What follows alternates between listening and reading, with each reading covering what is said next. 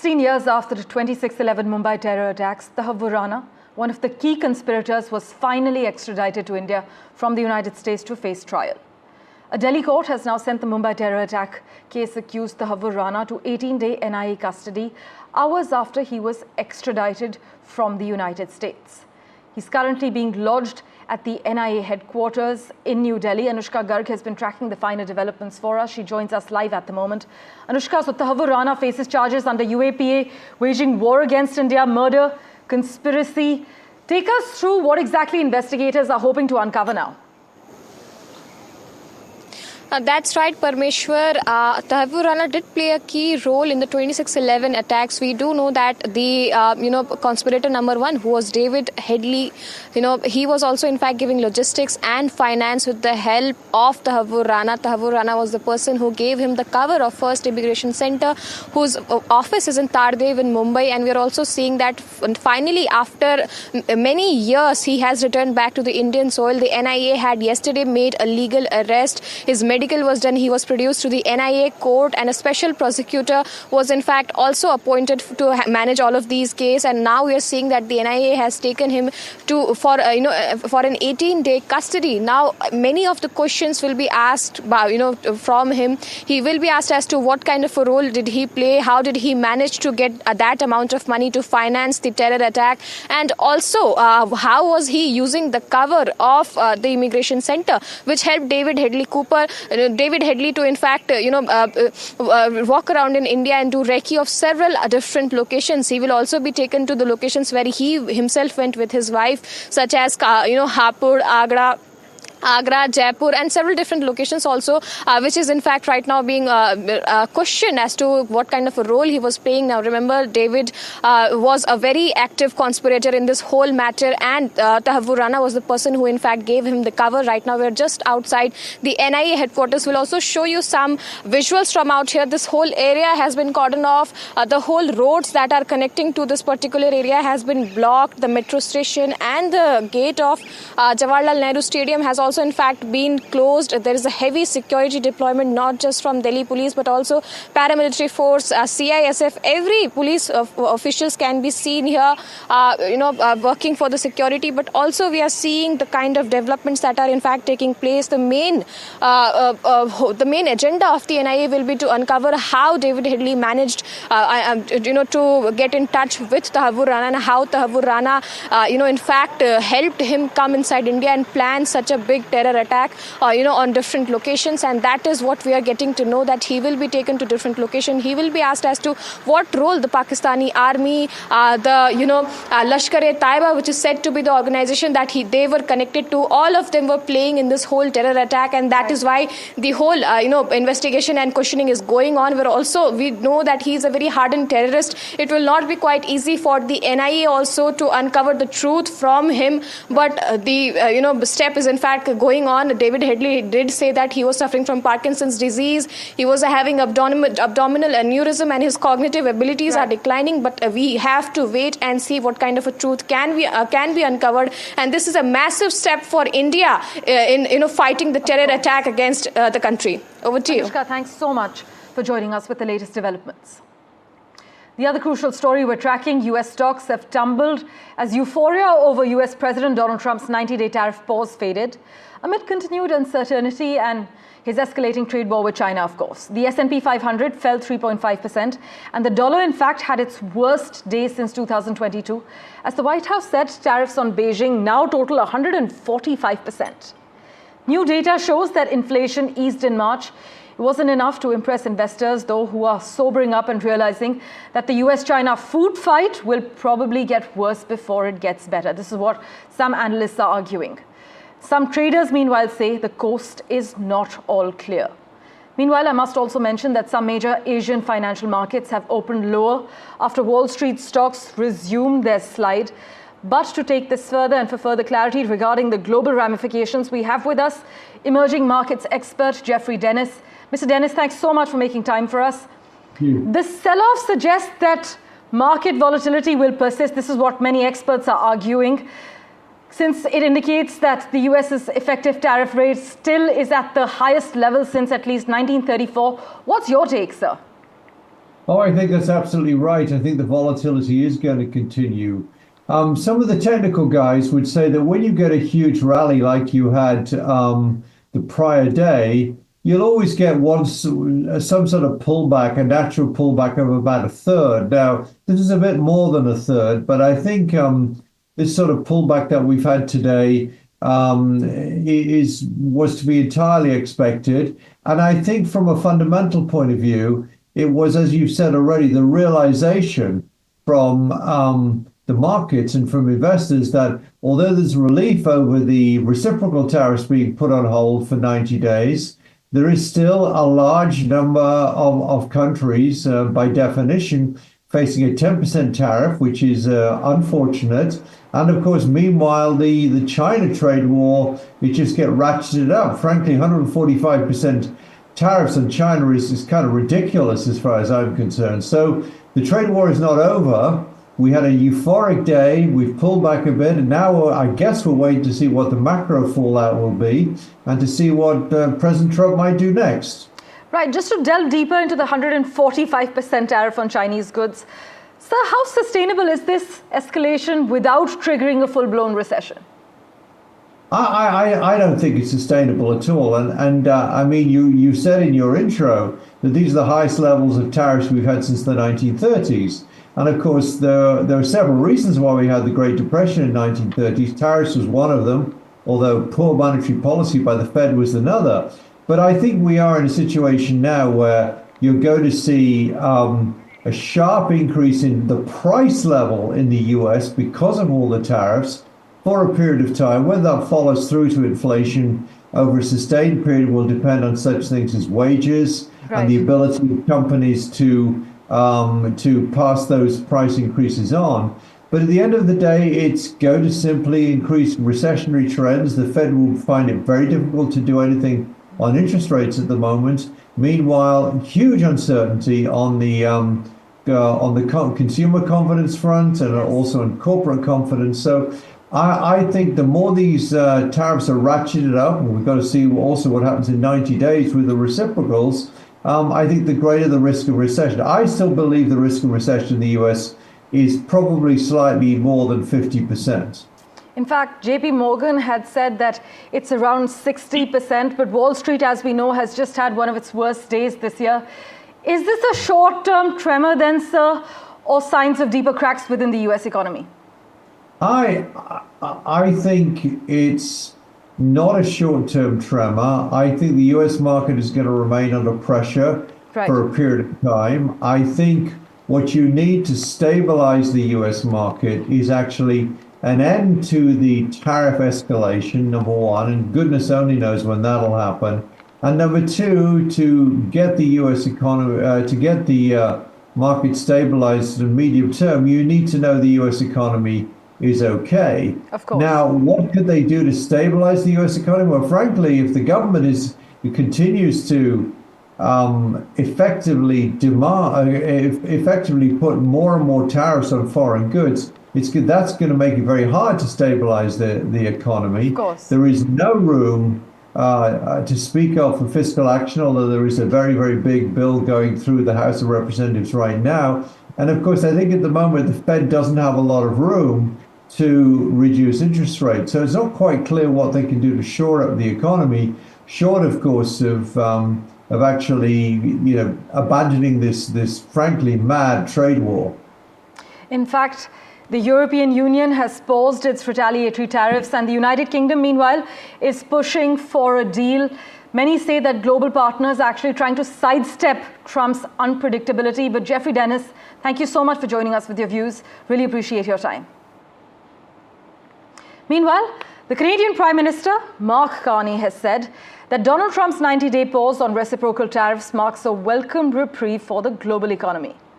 Now, the former chief central banker of both Canada and England said in a post on X that the pending results from the negotiations between the White House and dozens of America's trading partners will likely result in a fundamental restructuring of the global trading system. Now, Mark Carney, as you know, is seeking a mandate from voters to deal with the Trump administration with an election scheduled for end of this month, the 28th of April to be precise. Maha Siddiqui has been tracking all the latest developments in Vancouver for us. She joins us live at the moment. Maha, so Mark Carney has called Trump's pause on global tariffs a welcome reprieve. Indeed, he has called it a welcome reprieve, but we must remember that for Canada, there is very little reprieve here because it wasn't hit on the 2nd of April by the reciprocal tariffs because there were already heavy tariffs against Canada. 25% tariffs on steel and aluminum, 25% tariff on automobiles and auto parts, and 10% tariff on energy exports to the United States. Why he's calling this a reprieve is because globally, the tremors that we were seeing because of US President Donald Trump announcing those reciprocal tariffs on the 2nd of April have been immense, and also the manner in which the US's own markets have been reacting to it. He also speaks about this in terms of the shift in global world order, especially through trade, because what we are looking now at is countries at the moment trying to strike a bilateral trade deal with the US. Overall, if you look at the trade regime that came about after World War II and then was in fact put in place for the last many years through the World Trade Organization, it talks about free movement of goods and services of trade without any preference to various countries. US itself has been a proponent of saying that trade should be seamlessly carried out through an international trade regime rather than bilateral treaties unless there is a border that these countries share. And now we are seeing that being flouted with countries from all across wanting a bilateral trade deal with the United States, considering the situation we are currently seeing. As far as Mark Carney himself is concerned, he's taking a third break from his campaign at the moment, going back from the campaign trail to Ottawa to head a meeting tomorrow with regards to the US-Canada, the trade war currently underway, and it is expected that post 28th April, after the election, we are likely to see negotiations once again. Remember the trade deal between the three countries in North America, Mexico, US, and Canada, which was called NAFTA, was renegotiated during the previous tenure of Donald Trump, and it is now called CUSMA in Canada. It now appears that there might be perhaps renegotiations on that as well, because Donald Trump doesn't seem happy in the manner in which CUSMA has been made effective in North America. In fact, he believes that there has been flouting and non-compliance of CUSMA, and therefore the tariffs are also a way of pressuring the countries to come back to the negotiating table. Maha, as always, thank you so much for joining us with the key takeaways and the lowdown. Meanwhile, Australia has declined China's proposal to form an alliance against the United States tariffs imposed by Donald Trump's administration. This decision comes as Washington escalates its trade war with Beijing, imposing a 10% import tax on Australian goods and significantly higher tariffs on Chinese products, as we've said, 145%. China's ambassador to Australia suggested that joint resistance is the only way to counter US's bullying behavior.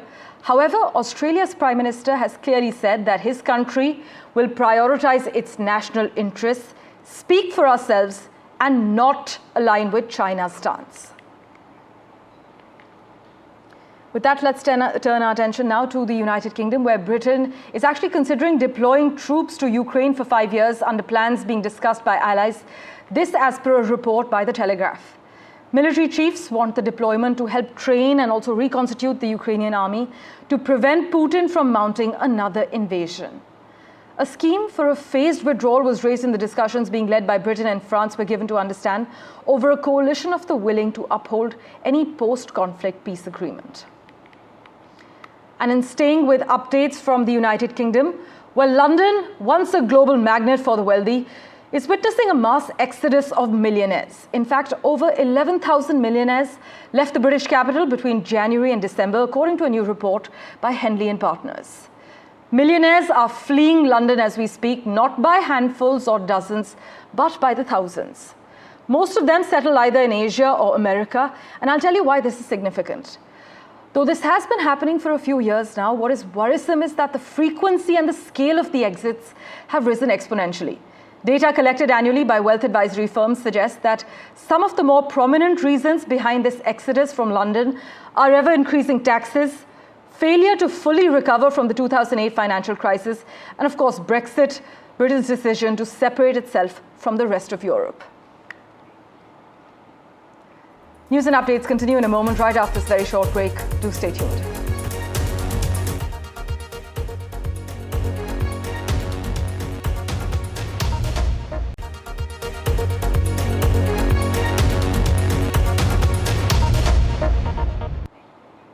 Well, let's get you an update from Manhattan now, where 6 people are dead after a tourist helicopter carrying a family from Spain split in half mid-air and spiraled out of the sky before crashing into the Hudson River, as you can see through these visuals. Dozens of first responders rushed to the tragic scene after the Bell 206 aircraft, apparently missing its parts, plunged into the river near Pier 40 in Manhattan, near the Hoboken border of New Jersey. This was in the afternoon around 3:15 p.m.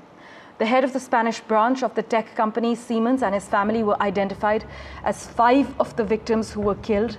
The 6th victim was the pilot, whose identity has not been announced yet. But the doomed chopper was owned and operated by New York Helicopter, which is a tour company in the Big Apple that touts itself for providing comfort and safety to customers. We have a reaction from New York City's mayor. Listen in. At approximately 3:17 this afternoon, we began receiving multiple calls for a helicopter that crashed in the water.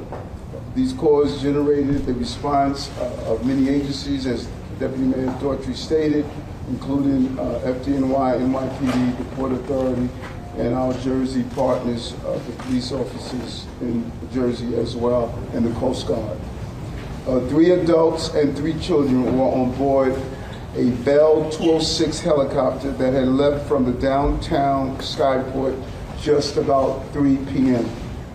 The pilot and his family visited from Spain, with our preliminary information as at this time. Well, let's switch tracks now. U.S. Secretary of State Marco Rubio has confirmed the United States will hold direct talks with Iran tomorrow, as in Saturday, to discuss Iran's nuclear program. These talks between U.S. Special Envoy Steve Witkoff and a senior Iranian leader are scheduled in Oman for Saturday. And in other news, 10 Palestinians detained from Gaza by Israeli troops were freed and returned to the territory, saying they had suffered constant abuse while in prison. In fact, Israeli Prime Minister Benjamin Netanyahu has denounced about 1,000 current and retired Israeli Air Force reservists who signed a letter calling for an end to the war in Gaza, referring to them as marginal and extremist while expressing support for the serving pilot's dismissal. In a statement posted on X, Netanyahu's office said the Prime Minister backs the decision of the Defense Minister and the Israeli military chief of staff to dismiss those who signed the letter. But I must also inform you that this document, which has ignited a political uproar in Israel, urged all Israeli citizens to demand an end to the war, warning that the bombardment of Gaza puts Israeli captives held in the enclave at risk. And in other news, the International Court of Justice has begun hearings into Sudan's allegations that the United Arab Emirates violated the Genocide Convention by supporting paramilitary forces accused of atrocities in Darfur. At the opening session of The Hague, by the way, Sudan urged the United Nations top court to impose emergency orders, known as provisional measures, to stop the UAE from backing the Rapid Support Forces, which is a paramilitary group that Sudan says is carrying out systematic killings of an ethnic group. In fact, Sudan's acting justice minister said the genocide against the Masalit is being carried out by the Rapid Support Force, predominantly Arab from Darfur, with the support and complicity of the United Arab Emirates. Listen in to UAE's reaction. So when the applicant suggested this morning that it had no choice but to file this case, that is just not true. The applicant rushes to this podium in The Hague, but for 2 years, it has left its seat at the negotiation table empty. Mr. President, against this context, the idea that the UAE is somehow the driver of this reprehensible conflict in Sudan could not be further from the truth. This case is the most recent iteration of the applicant's misuse of our international institutions as a stage from which to attack the UAE. At every occasion, including here today, the applicant has leveled allegations that are at best misleading and at worst pure fabrications. And with that, let's turn our attention to a move that unites two of the biggest names in Italian fashion. Prada struck a $1.37 billion deal to buy smaller rival Versace from Capri Holdings, including its debt. Prada is actually seeking to expand, having defied a slowdown in luxury demand, while Versace has been operating at a loss in the last few quarters. This merger strengthens Italy's hand in a luxury industry led by French conglomerates, the biggest being Louis Vuitton. But 1 hour after announcing that they would buy Versace, Prada CEO warned analysts not to expect a miracle overnight, even as they expressed excitement about this acquisition. Meanwhile, Michelle Obama has dismissed rumors that she and former US President Obama are heading toward divorce. While speaking on the Work in Progress podcast, the former First Lady discussed having the freedom to pursue as well as decline different opportunities since leaving the White House. She said whenever she makes a choice for herself, people are usually quick to assume her marriage is over. And let's turn our attention now to the Cannes Film Festival. It's set to take center stage once again as the global heart of cinema, and filmmaker Neeraj Ghewan's latest film, Homebound, has been selected for the prestigious award at this film festival. This actually marks Mr. Ghewan's second feature after his acclaimed debut, which was Masan back in 2015, which also premiered in the same category. The Cannes slate this year features an impressive mix of global talent and fresh stories. Homebound will actually screen alongside Scarlett Johansson's directorial debut, Eleanor the Great, also The Mysterious Gaze of the Flamingo, and My Father's Shadow, among other screenings. Thank you for investing your time and watching this edition of The World 24/7. As always, we'll keep tracking the latest for you. Have a great weekend.